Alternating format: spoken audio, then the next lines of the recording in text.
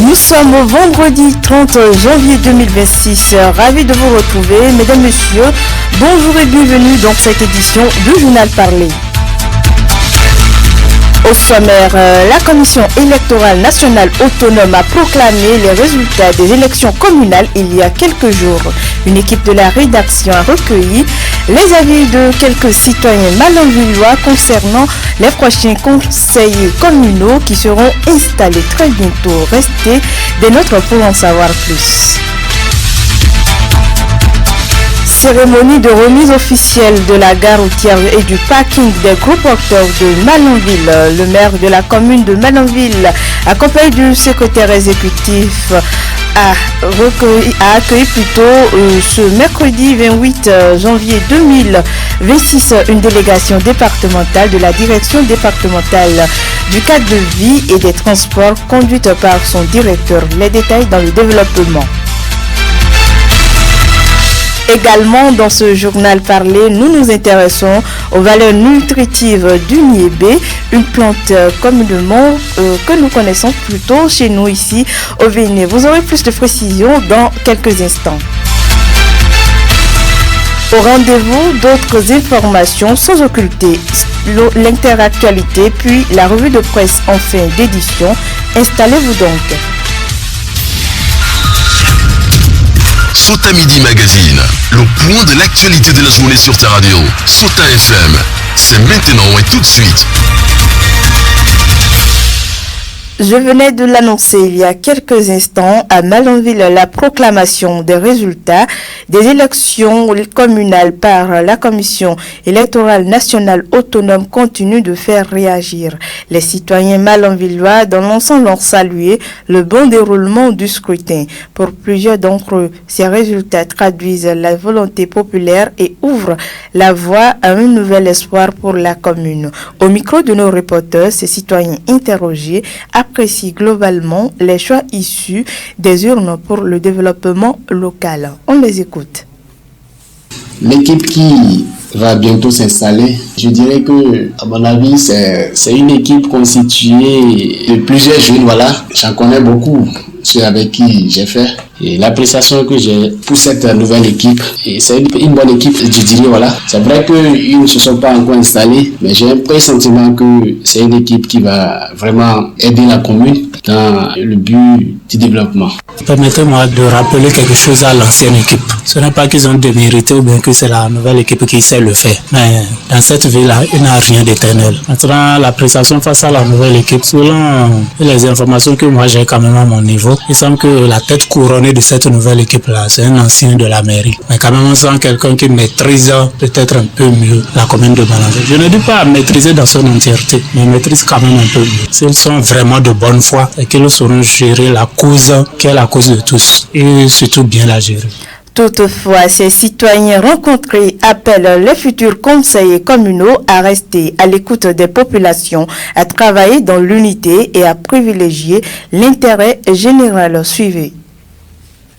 C'est vrai que quand on parle de gestion, c'est pas facile, surtout la gestion humaine. Et mon souhait, c'est qu'il faut que la nouvelle équipe aide vraiment la commune à se développer. Ce que les gens espèrent de toi, il faut le faire. C'est vrai qu'on ne peut pas tout faire, mais il faut faire le mieux, il faut faire de son mieux. Oui, on ne peut pas dire que l'ancienne équipe n'a pas travaillé. C'est vrai que chacun a son jugement, chacun a sa manière de voir les choses. Et la nouvelle équipe, je voudrais qu'il faut évoluer dans le sens du développement. C'est-à-dire ce que les autres n'ont pas pu faire, vous continuez dans ce sens-là. Comme ça, nous allons, Inch'Allah, aboutir à un développement. Le message que j'ai à l'endroit de la nouvelle équipe, c'est le message que j'ai toujours lancé même à l'ancienne équipe et à toutes les équipes qu'il faut. Donc, qu'est-ce que je vais leur dire? Je vais simplement leur dire de bien gérer les biens de la commune et d'apporter aussi leur pierre au développement ou bien leur contribution quand même au développement de la commune. Si c'est bon pour nous tous. Et si c'est mauvais, c'est également mauvais pour nous tous. On aimerait bien quand même que les gens se parlent de Malanville. Pourquoi pas à l'international, comme une commune de référence au Bénin.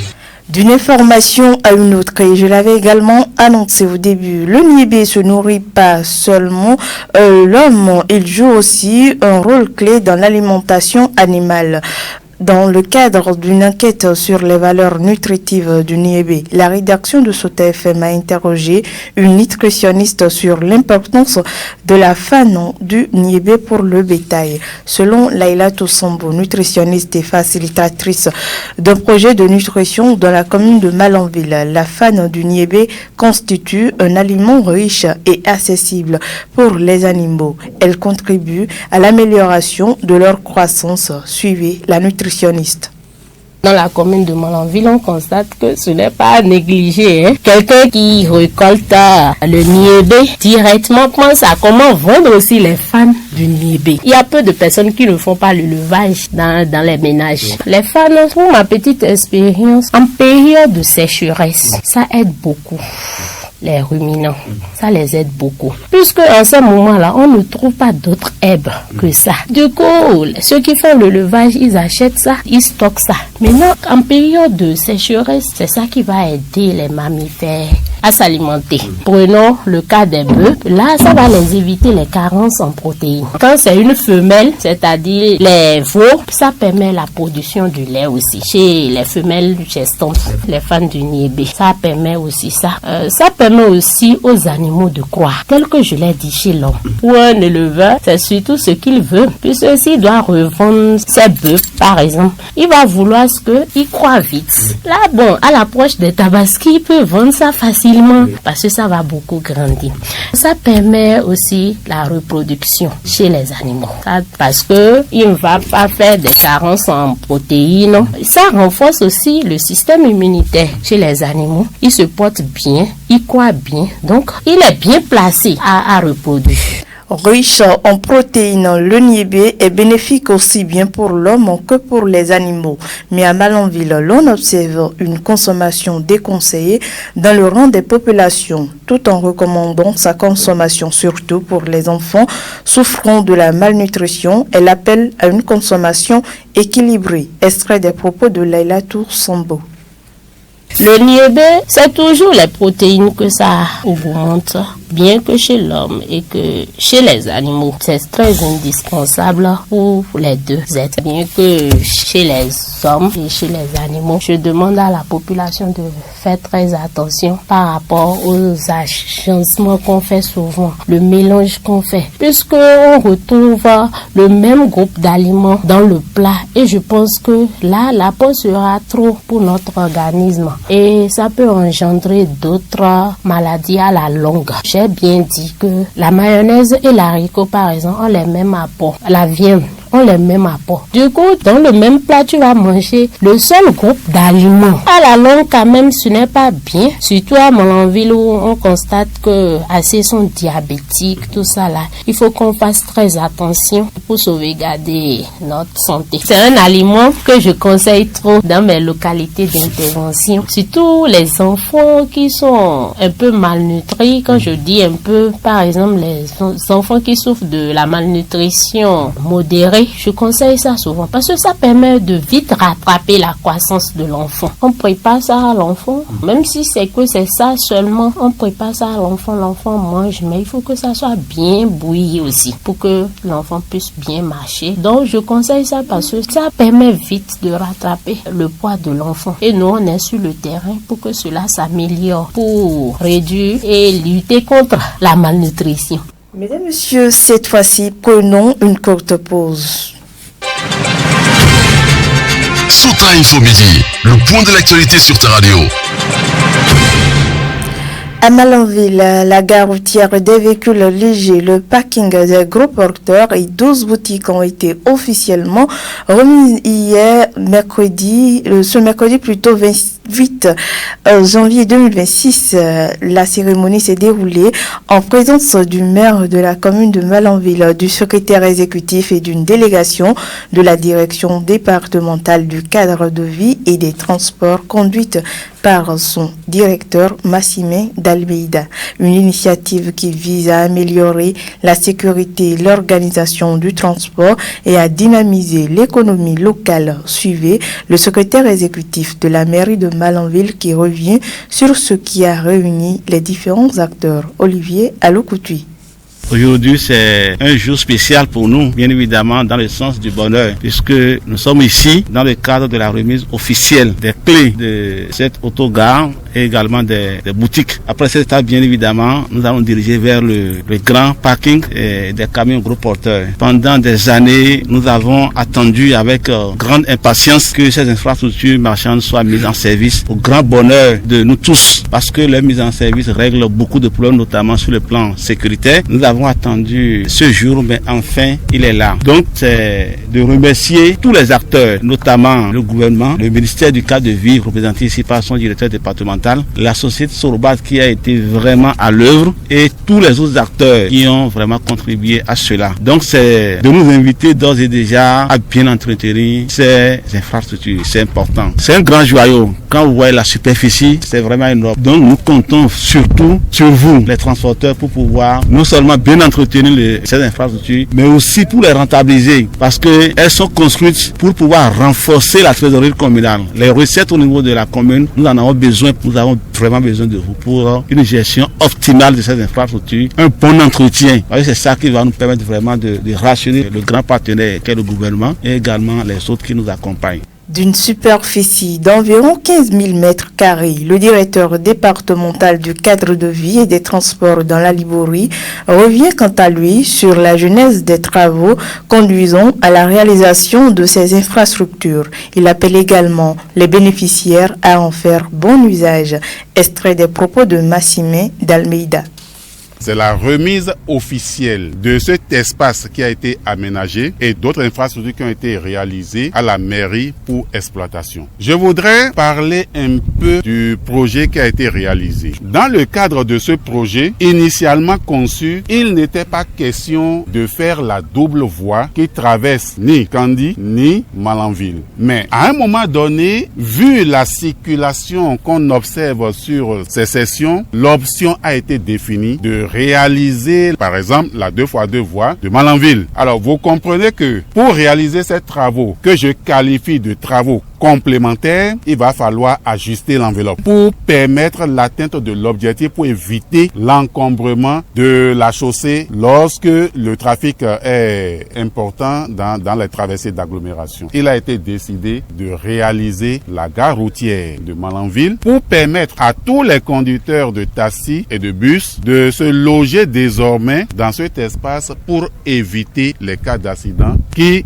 rend pratiquement invalide nos parents et la jeunesse. Il y a d'autres infrastructures, par exemple le parking gros porteur de Bodjekali a été réalisé pour permettre aux gros porteurs d'éviter de s'arrêter le long de nos artères. Bien entendu, il faut renforcer ou bien il faut améliorer l'économie locale. Dans ce cadre également, des boutiques ont été autorisées et réalisées pour ce projet. La séance que nous sommes en train de faire, c'est pour remettre toutes ces infrastructures que nous appelons infrastructures connexes au projet routier à la mairie pour en faire un bon usage. Un bon usage pour accroître les recettes de la mairie, un bon usage pour améliorer le cadre de vie ou les conditions de circulation sur le réseau routier. La première autorité communale à son tour se réjouit d'une telle journée puis exhorte les bénéficiaires à faire preuve d'entretien de ces joyaux désormais force économique locale. On écoute Guida Migado, maire de la commune de Malanville.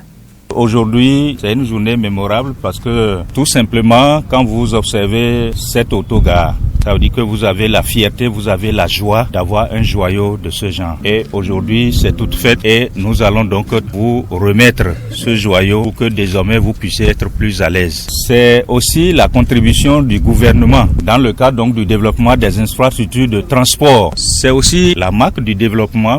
C'est dire que c'est un effort du gouvernement qui est à saluer. Nous rendons grâce à Dieu, nous rendons grâce au gouvernement et à son chef, le président Patrice Talon. Parce que aujourd'hui, Malanville se sent fier. Tout à l'heure, après donc la remise aux responsables syndicaux, nous allons donc leur demander d'avoir vraiment de la discipline comme, disons, axe de travail. La discipline parce que le gouvernement aura la fierté et toujours avoir donc la volonté de faire mieux ou de faire plus à Malanville quand tout ce qui sera mis en place ou bien qui est déjà mis en place comme joyau est entretenu et que donc à tout moment quand on vient, on a la fierté vraiment de constater que ceux au profit desquels on a mis en place telle infrastructure-là, ceux-là ont vraiment vu le besoin et ils s'en occupent. C'est très important et il faudra que chacun de nous le comprenne. Nous sommes des humains. Nous sommes des hommes. Et pourquoi notre cadre de vie ne peut pas être propre? On peut être pauvre, mais si son cadre de vie est propre, ça veut dire que la richesse va venir. La richesse ne viendra jamais dans l'insalubrité. Ça ne viendra pas. Je voudrais vraiment que vous preniez toutes les dispositions pour que vraiment on puisse savoir que effectivement à Malanville, on a des hommes et non des moutons.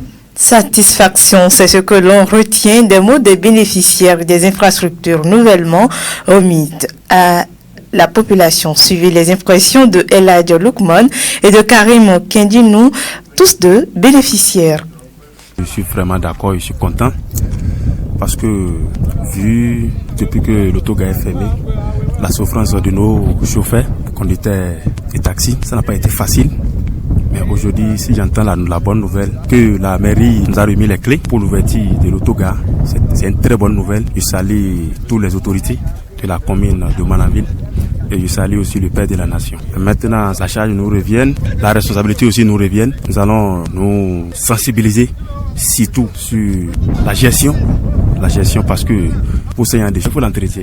Vraiment, c'est une joie pour nous puisque avant, il y avait des changements vraiment en ville et les accidents, chaque fois ça se passe, on vient, on nous appelle, on va, on intervient. Mais aujourd'hui, voilà, vraiment, désormais normal que les choses soient dans nos mains. Vraiment, nous sommes très contents, très contents. C'est de respecter l'hierarchie et de remercier surtout la mairie pour l'effort fourni. Parce que c'est grâce à la mairie que nous avons reçu ce joyau. Et l'autre chose c'est quoi? De respecter les ordres des responsables syndicaux. C'est la première des choses et d'éviter les changements opaques pour qu'ils ne soient pas dans les mains de la police désormais.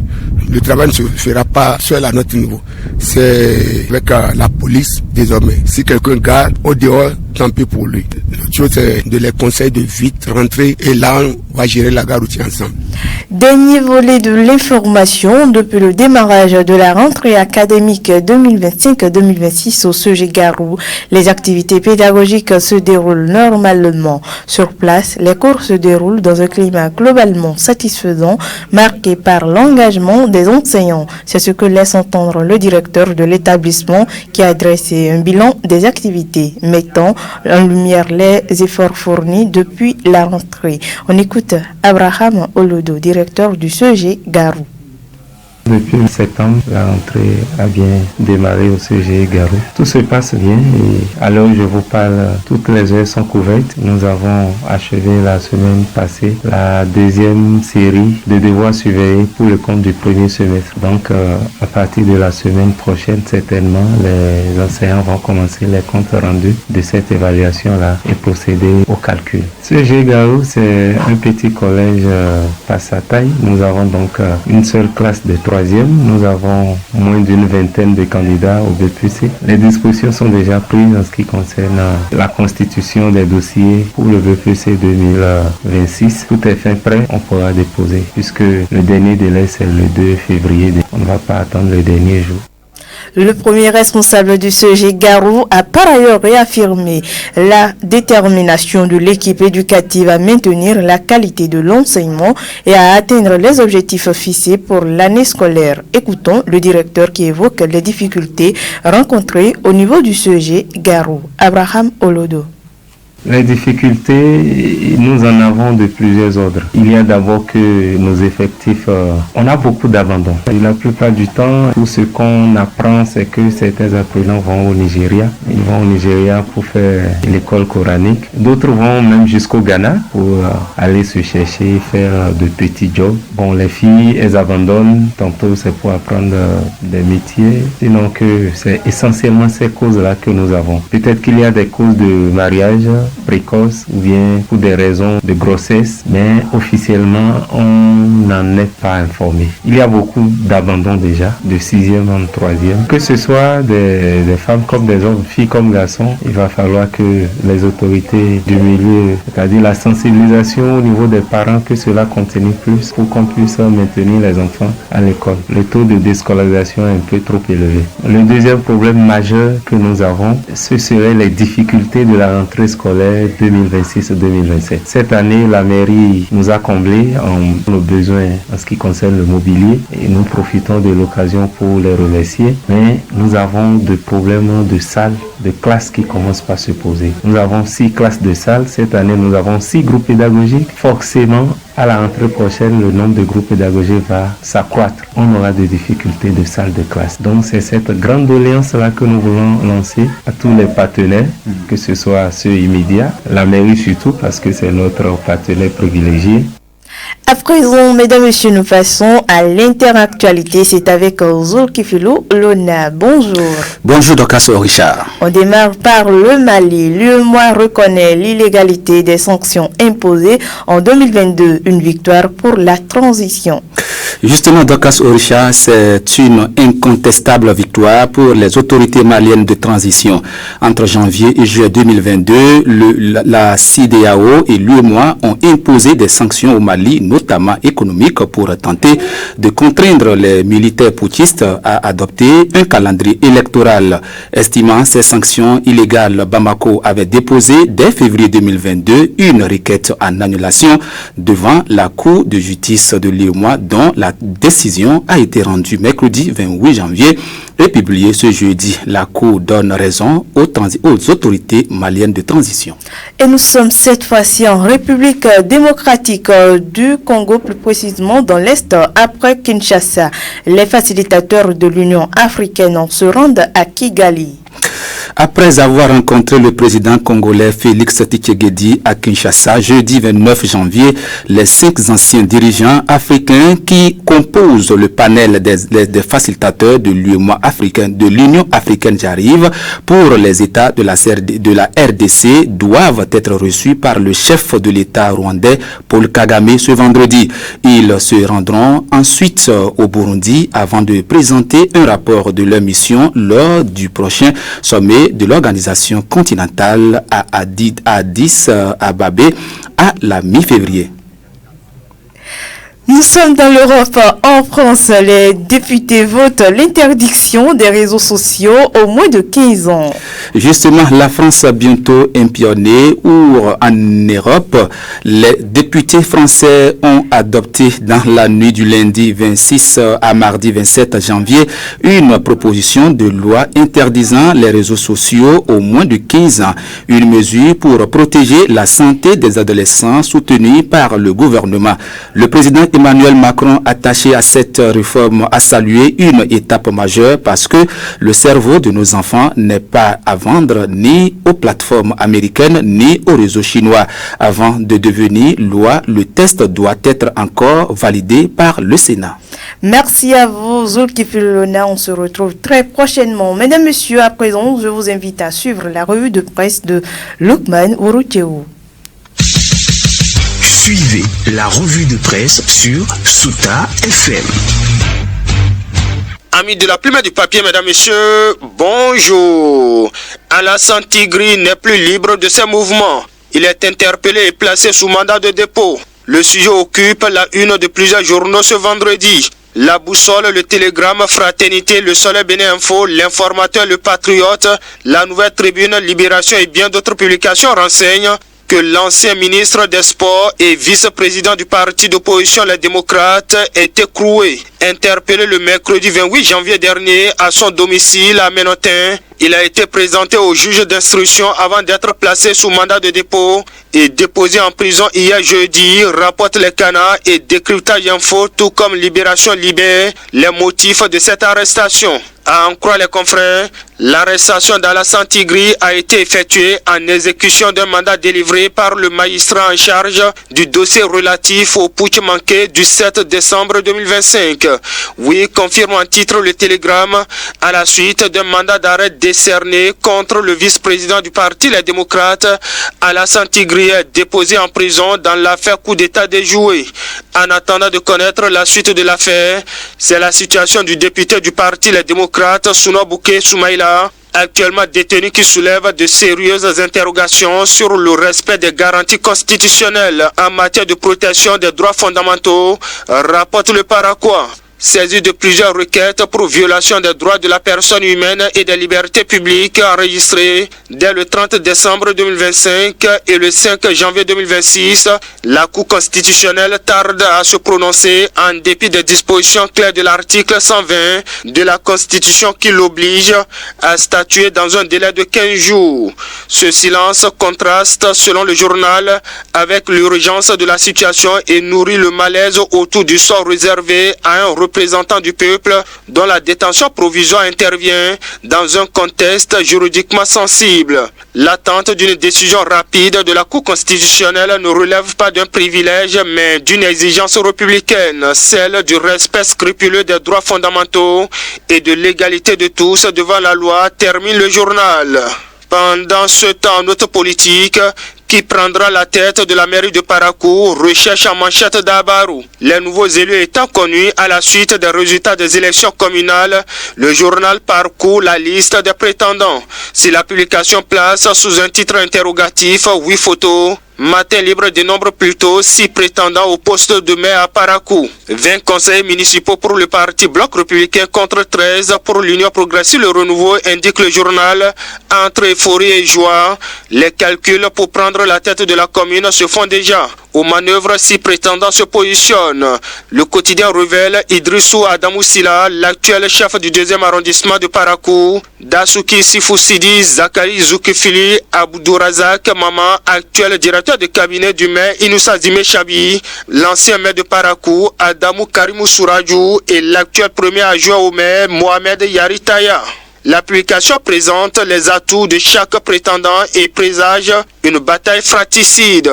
En tout cas, informe le meilleur, à la mairie de Parakou, le maire Inoussa Zime Chabi préside sa dernière session sous la mandature sortante.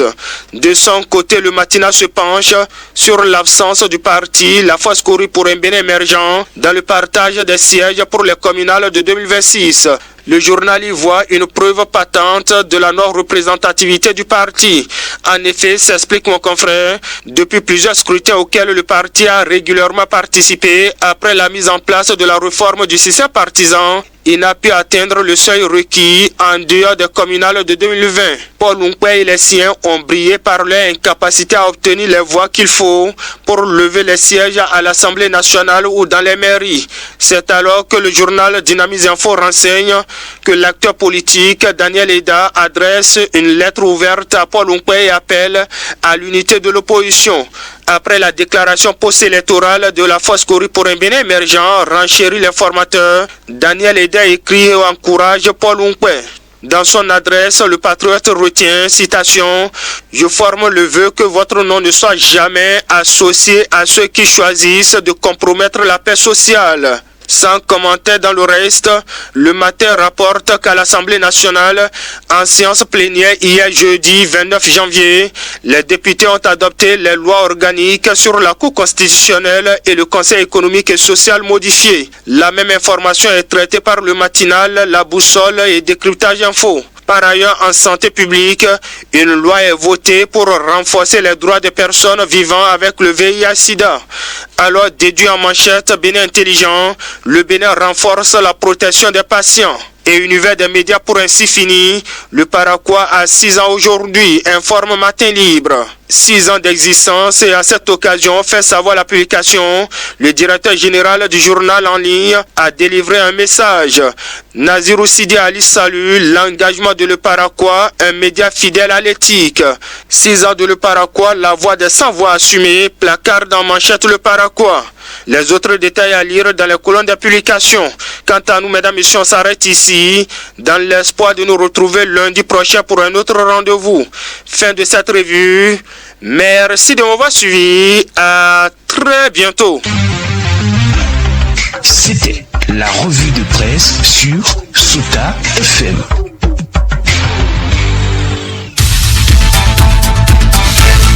Mesdames, Messieurs, ainsi se referme cette randonnée informative. Merci de votre fidélité. À la présentation, je suis Dorcas Orisha. Mise en onde Ababakar Doko à l'édition, Inoussa Karim. Bon après-midi à chacun et à tous, surtout bonne prière à la communauté musulmane. C'était Sota Midi Magazine, le rendez-vous informatif de la mi-journée sur Sota FM, la radio de l'espoir.